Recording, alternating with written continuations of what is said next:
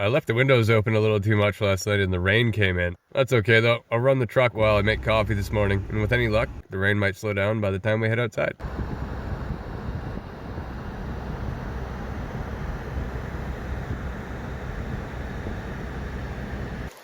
It didn't stop raining. Now I gotta try and take these wet pants and jacket off before I get back in the truck, otherwise I'll get the driver's seat soaked. I did it!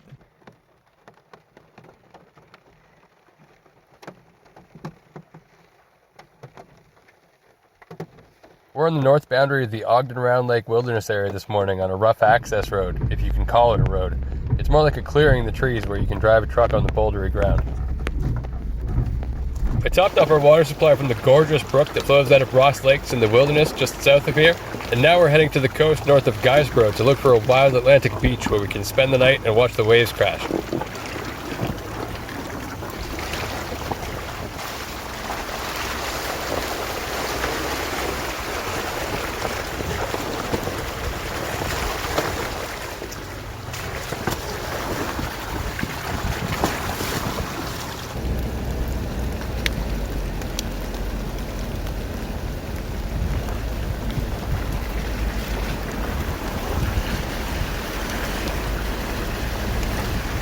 My truck's gotten way too hot this morning from running the heater all morning to dry it out, but it's still way too humid as well, especially from opening the window to film out the window and things like that. So there's another way to dry the truck without making it hot that you might not know of, which is to run the AC. And that way you can continue drying your truck, which is important to prevent damage to the truck through condensation, mold, such and so forth, but also to prevent cooking your huskies by running the heat all day. That's also very important. So switch it to AC for a little while, then switch it back to heat again.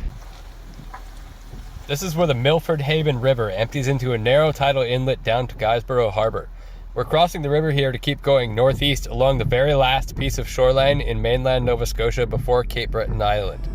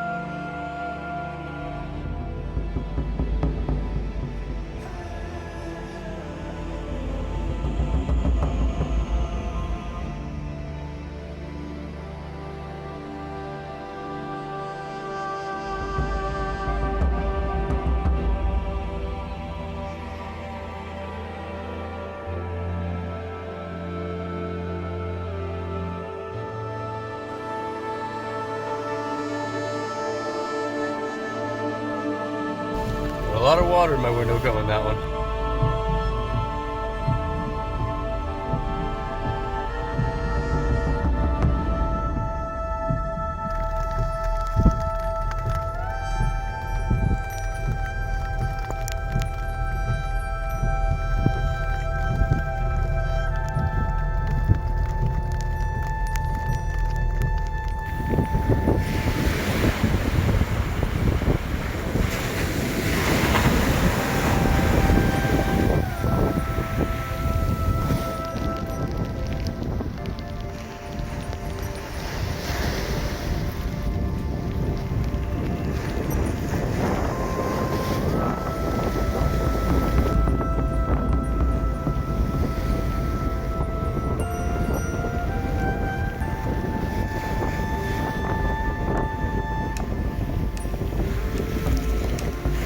That?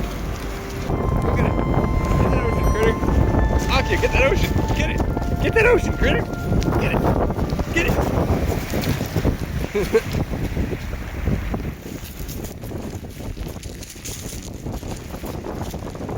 Good girls.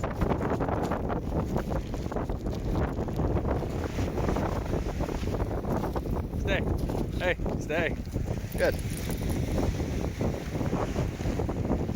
Dogs stay close.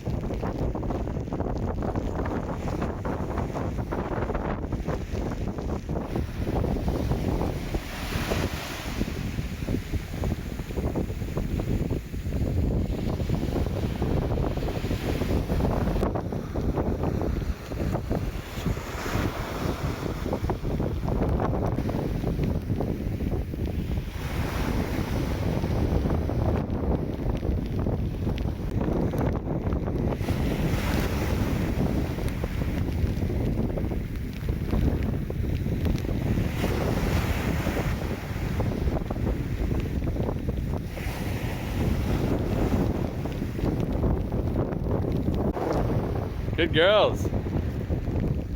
All right, good girls, let's go back. We need your leash. There we go. How are my good girls doing? Are they getting all dried off? Are they wet buggers? Yeah, they're good wet buggers. Up the coast from Guysborough, we're now traveling along the edge of the open Atlantic Ocean. Looking east from here, the nearest point of land is about 2,000 kilometers away in the volcanic archipelago of the Azores, more than halfway to Portugal.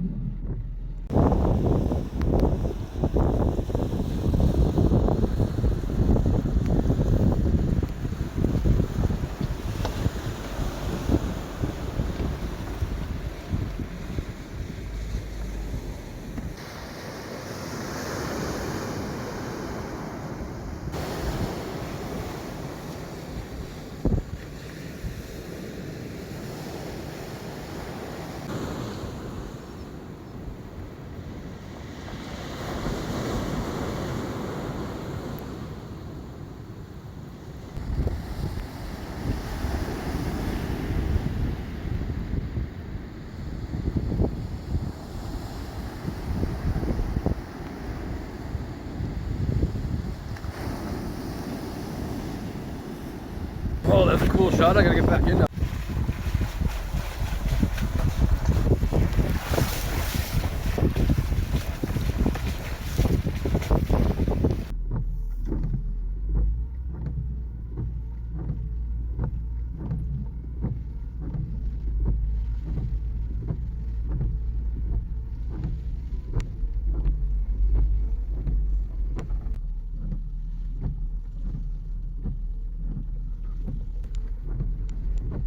At St. Francis Harbor, there was once a road leading out along a gravel bar and over the top of Grady Island. But the satellite imagery shows that the gravel bar section of the road has been returned to a slightly more natural state after enduring who knows how many years of the weather out here.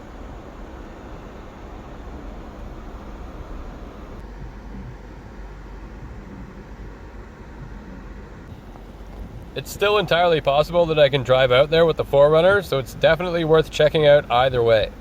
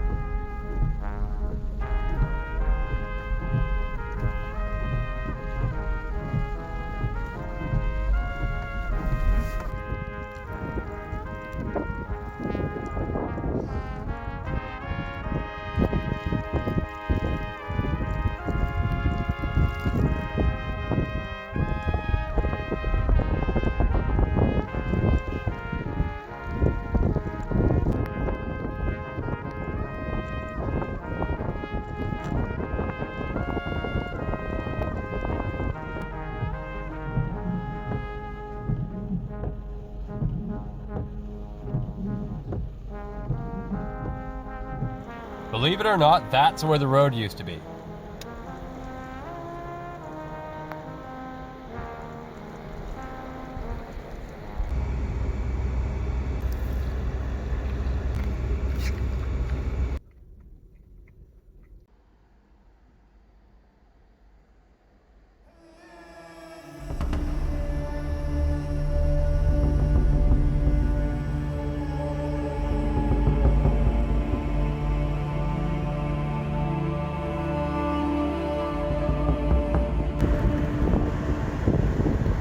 drive all along here, along that sandbar, and onto that island. I don't know if you can do it at this tide. There's a trail here, a little narrow. Maybe if I moved a log or two. Yeah, I just moved the one log and we're good to go for now.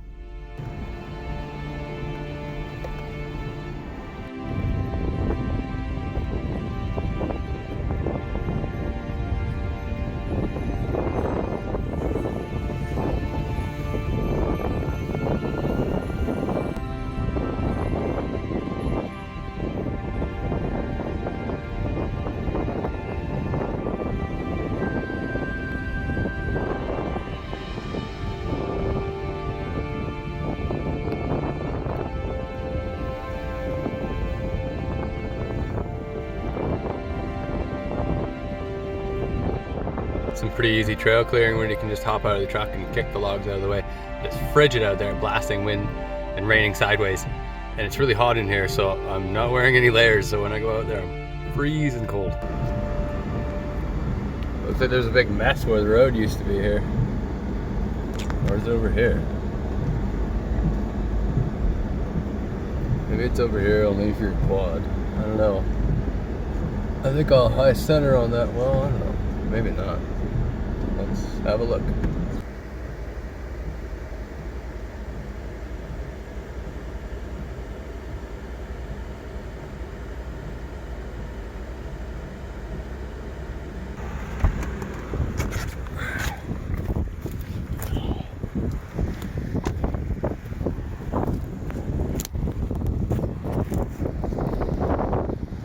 I'm 90% sure that I can clear this ridge without scraping, but I'm also 90% sure that it's going to take a long time to get the rest of the way over to that island.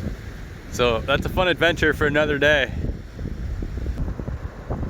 It looks like there's another path just down here behind those logs. That would also work. Getting onto this beach wouldn't be too hard, but getting the rest of the way I'm sure would take a while, longer than getting here.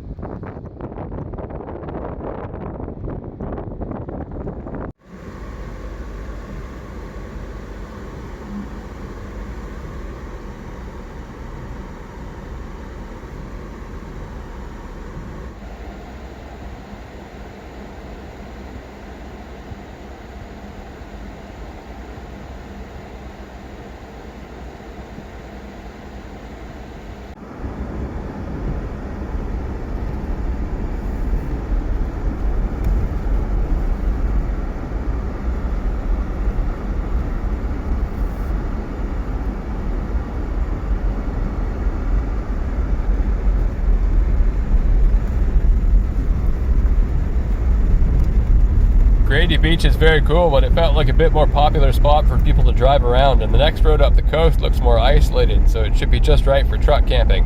And I've got a special dinner planned for tonight.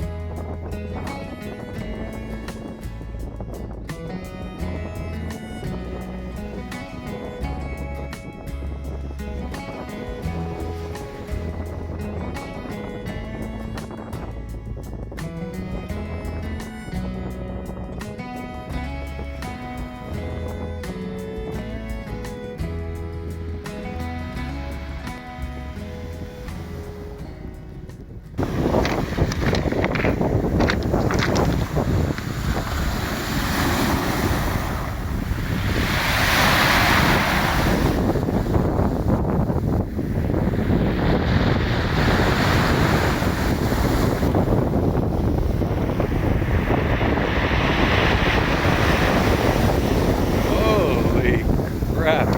That's intense.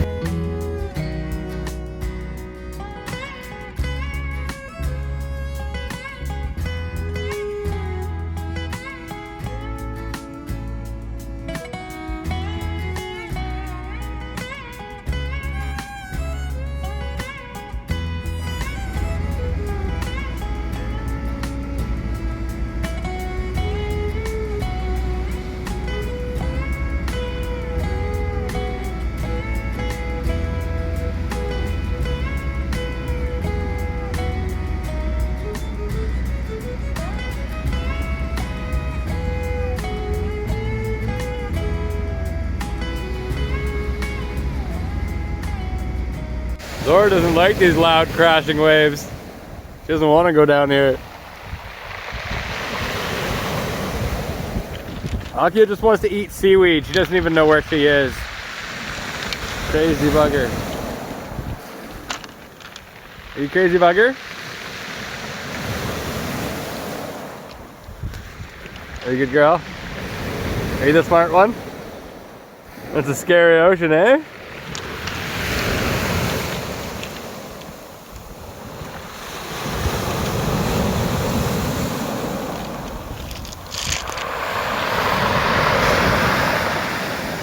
That noise is all these huge pebbles getting rearranged by the waves.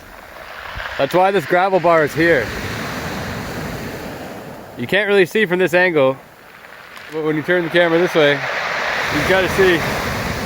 Wow, that's loud. When you turn the camera this way, you can kind of see there's a huge drop off here. The huge shelf. And then there's another shelf, another shelf. As the waves crashed in here, they rearranged this gravel into these shelves and they push it all up into this big mound. They push it up so high in the storms that they can't cross over it. But then seawater gets trapped on the other side.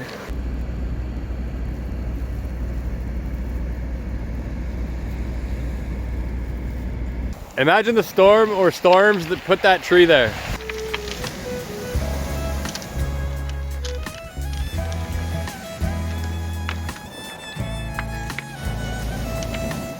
Zora, what do you want? You want to go back in the truck? Okay, we'll go back in the truck. This is where we were parked. We're gonna come back and park here again, but back in, because the view will be better when I'm in the bed. Crazy buggers, having a wrestling match in the mud, aren't ya? Where are you going? You wanna go back in your truck? This crazy thing doesn't even know what rain is. She doesn't even know what being wet is.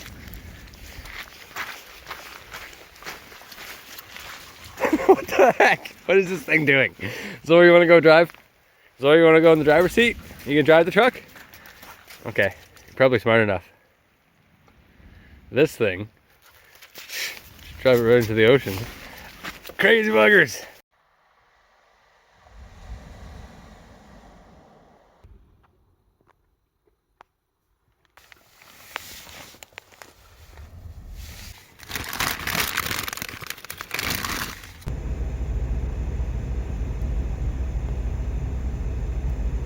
If you want to save fuel, time, and water, cook your pasta with just as much water as it takes to cover it. And when you start steaming a lot, take the lid off, stir it, check it, make sure that you don't run out of water and burn it. But if you don't mind it al dente, then you'll save a lot.